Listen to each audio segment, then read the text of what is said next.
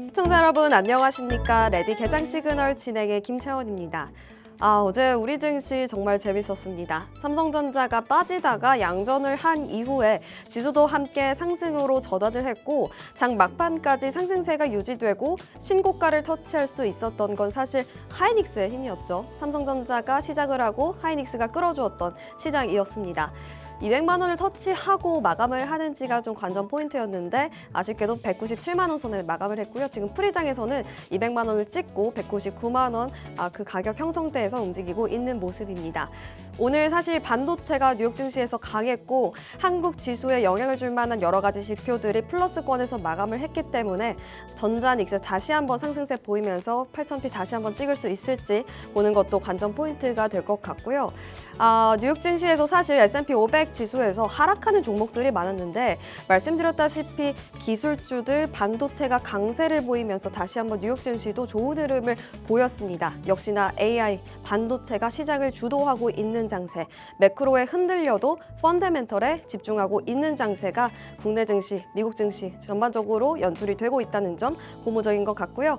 오늘 미국과 중국에서 정상회담이 있죠. 어떤 이슈가 나오는지 계속해서 뉴스 플로우 우리 시장에도 꼭 시시각각 영향을 미칠 수 있기 때문에 체크하시면서 시장 대응해 보셔야겠고요. 옵션 만기일이기 때문에 기관 주제로 프로그램 매도가 또 있을 수 있다는 점 유의하셔야겠습니다.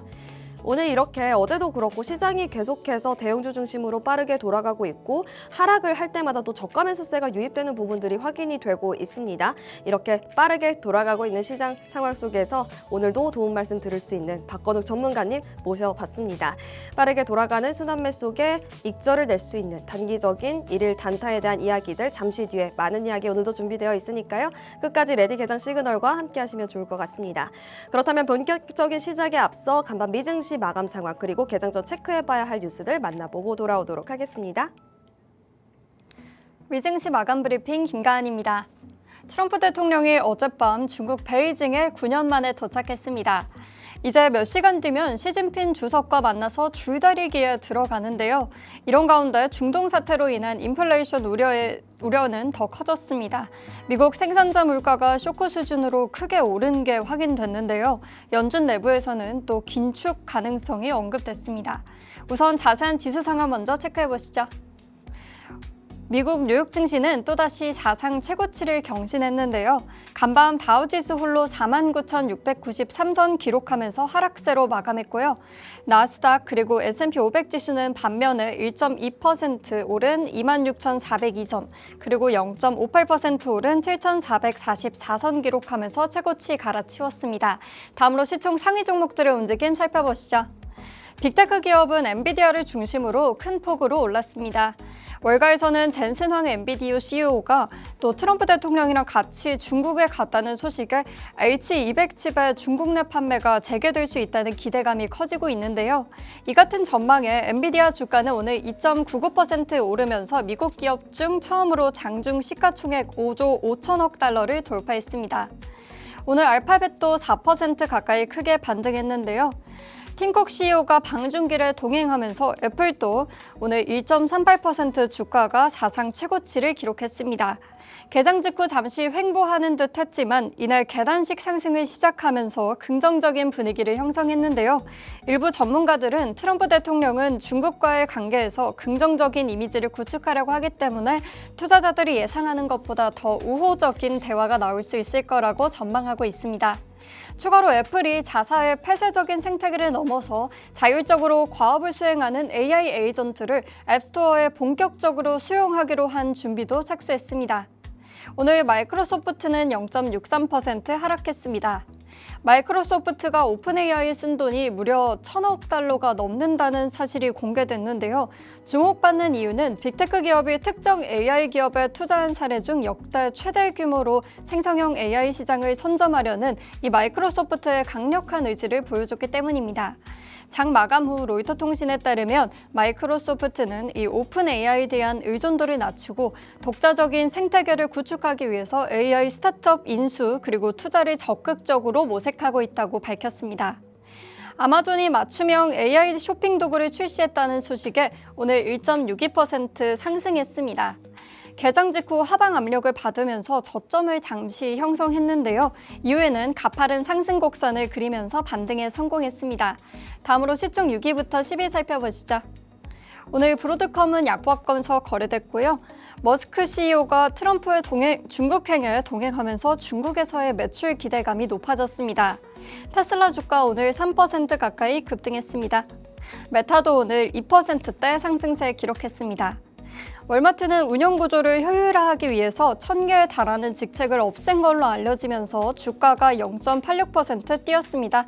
이제 월마트의 다음 시총 순위는 SK하이닉스라는 점도 참고하시면 좋겠습니다. 버크셔 해서웨이는 조폭 상승했습니다. 다음으로 유가 상황 체크해보시죠. 미국과 이란의 협상은 지지부진하지만 그래도 이런 와중에 트럼프 대통령이 중국을 방문하자 유가는 현재 내림세 보이고 있습니다.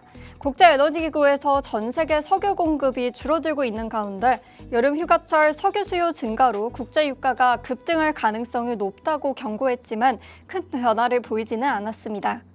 WTI는 1.14% 떨어진 배럴당 101달러 선에 거래됐고요.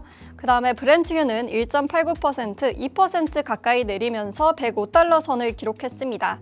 다음으로 금은 시세 체크해보시죠. 오늘 금과 은선물은 이 PPI가 급등했음에도 불구하고 상승세를 유지하고 있습니다.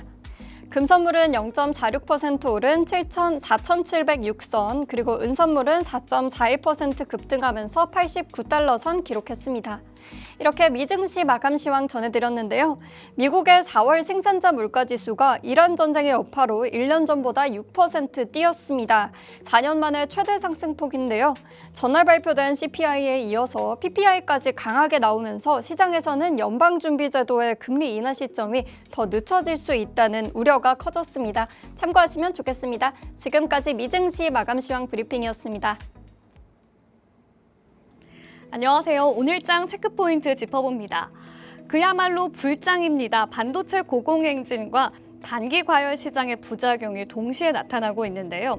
어제 주가 공포지수가 역대급으로 오르기도 했습니다. 이런 상황에서 어떤 전략이 필요할까요? 저희와 함께 주요 이슈 체크하시면서 오늘장 준비해 보시죠.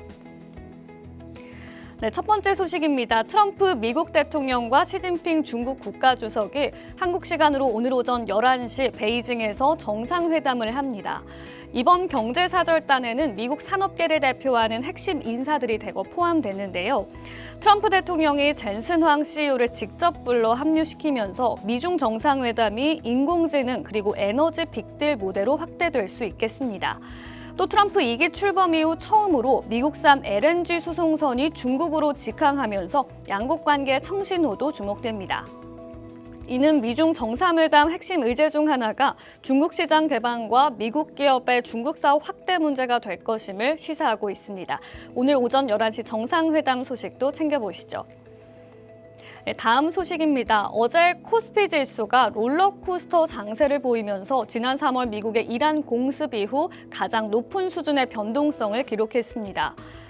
코스피 200 지수의 변동성을 나타내는 한국형 공포지수 역시 76.16포인트로 지난 3월 4일 이후 최고 수준을 기록했는데요. 이처럼 높은 변동성을 나타내는 건 외국인의 폭풍 매도 이후 개인의 폭풍 매수가 이어지는 이 수급 영향이 가장 크다는 분석입니다. 반도체주의 급격한 쏠림도 변동성을 부추기고 있는데요. 같은 기간 외국인의 순매도 1, 2위와 개인의 순매수 1, 2위 종목은 삼성전자와 SK하이닉스였습니다.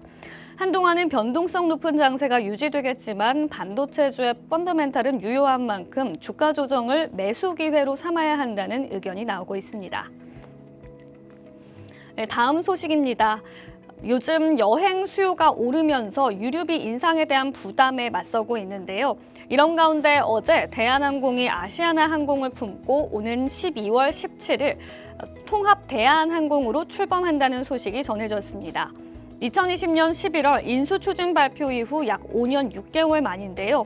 글로벌 메가 캐리어 도약이 현실화될 예정입니다. 이에 따라 양사는 오늘 합병 계약을 체결할 예정입니다. 이번 합병 계약으로 대한항공은 아시아나항공의 자산과 부채, 권리 의무, 근로자 일체를 승계하게 됩니다. 이로써 대한항공의 자본금은 약 1,017억 원이 증가할 전망입니다. 네, 이제 시장은 새로운 국면으로 진입하고 있습니다. 그렇다면 지금 투자자들은 무엇을 담아야 할지 핵심 변수와 투자 전략 저희와 끝까지 함께 하시죠. 지금까지 체크리스트 전해드렸습니다.